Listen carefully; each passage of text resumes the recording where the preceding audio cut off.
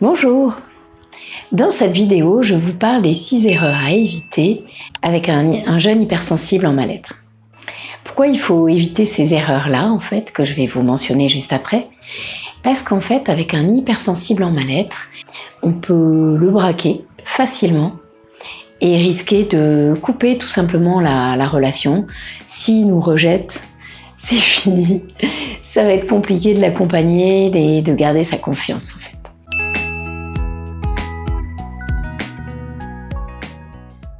Première erreur à éviter. La première erreur, en fait, on n'y pense jamais assez, mais c'est d'être dans un état de vibration basse fréquence, soit parce qu'on est épuisé, fatigué, soit parce qu'on n'est pas disponible dans sa tête et du coup on n'a pas l'écoute et l'accueil dont il a besoin en fait pour se sentir pris en considération.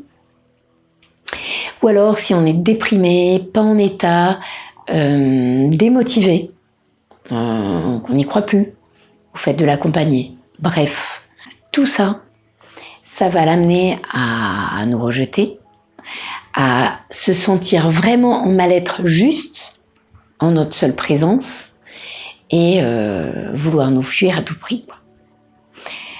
Donc, déjà, première chose, c'est que quand on veut accompagner un hypersensible, c'est vraiment important de prendre soin de ses propres vibrations et de son propre état émotionnel, en particulier dans la relation.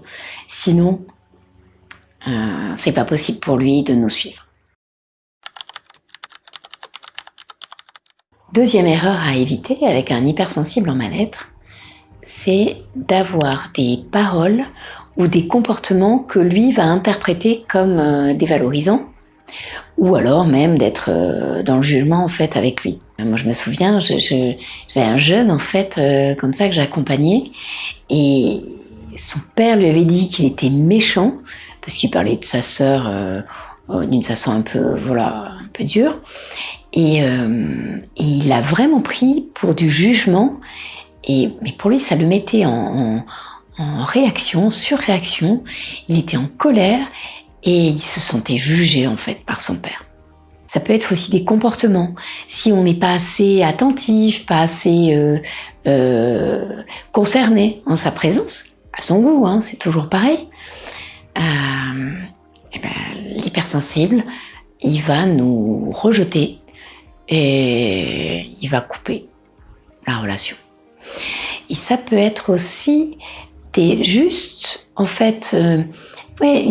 forme de comportement que lui va interpréter comme du mépris ou de la dévalorisation ou quelque chose comme ça, quoi, en fait. Ça peut être vraiment dans son interprétation que les choses sont mal perçues, même si nous, on ne voulait pas les mettre de cette façon-là. Donc, en gros, ce que je suis en train de vous dire, c'est qu'avec un hypersensible, les interactions, que ce soit les paroles ou les comportements, c'est important que la forme avec laquelle on interagit avec lui soit choisie en fonction de ce qu'il pourrait interpréter.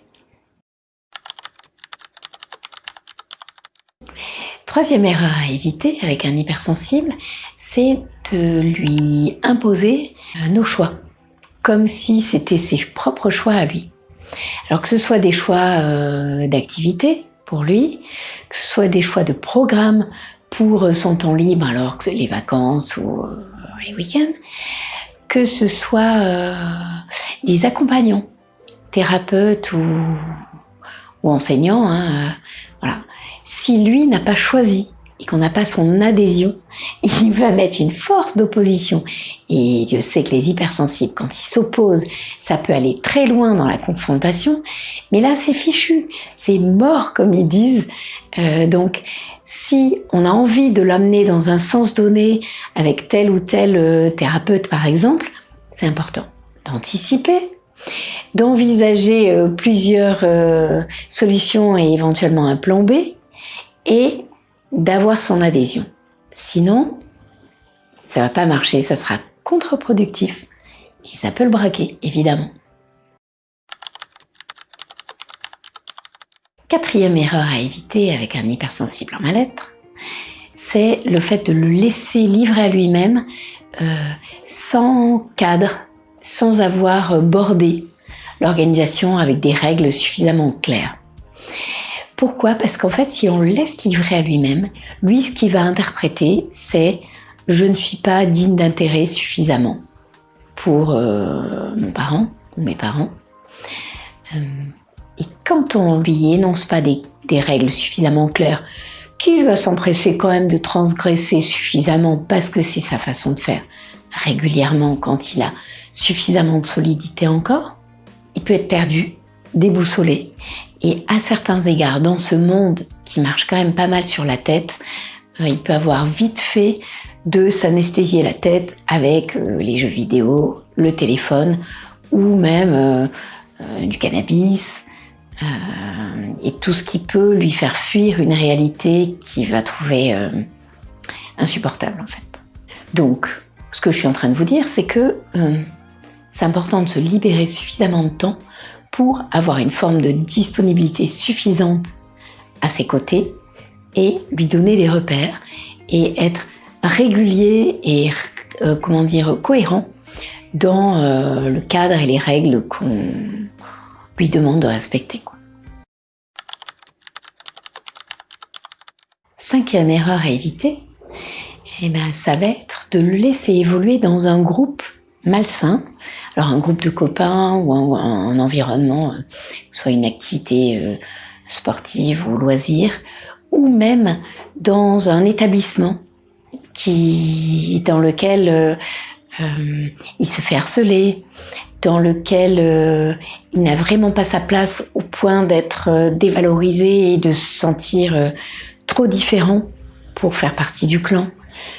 Et dans ce cas-là, c'est vraiment important de ne pas hésiter à observer ce qui se passe, voir si il évolue dans un groupe toxique qui, contre lui, il va subir le groupe, ou alors dans lequel il est immergé, mais dans lequel les pratiques sont vraiment toxiques.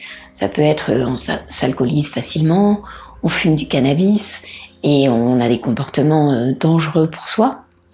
Dans ce cas-là, il ne faut pas hésiter à le changer d'établissement ou même déménager. Et ça, c'est des solutions radicales que certains parents adoptent.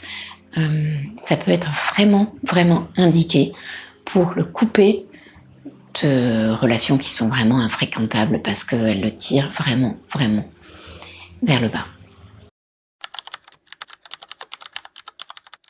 Et sixième erreur à éviter avec un hypersensible en mal-être, c'est ne lui opposer aucune limite. Parce qu'un hypersensible, souvent, il a de l'énergie, il a une idée suffisamment précise, selon les situations, mais de l'autorité qui va lui convenir ou pas, parce qu'il est hyper perceptif.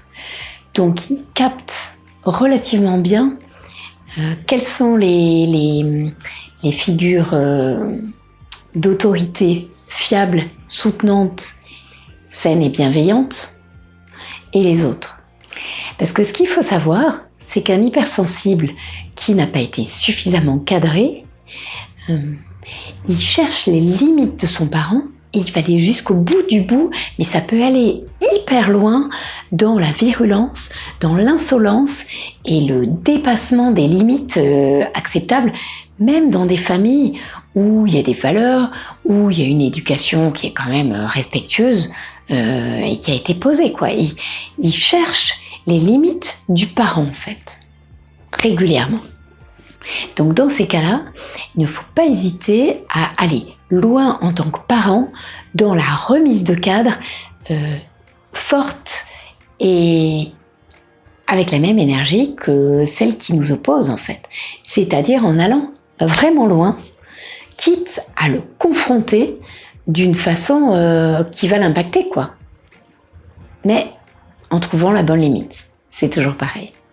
Donc l'idée, c'est de trouver la bonne limite sans abuser pour pas lui donner un mauvais exemple et qu'il puisse être maltraitant. mais en lui donnant une sorte d'électrochoc pour qu'il comprenne que là, il est en train de dépasser un point de non-retour et que stop quoi, stop. J'espère que ces petites clés vous auront été utiles et n'hésitez pas à partager vos prises de conscience et vos petites expériences suite à l'écoute de cette vidéo si le cœur vous en dit. À bientôt pour la suite.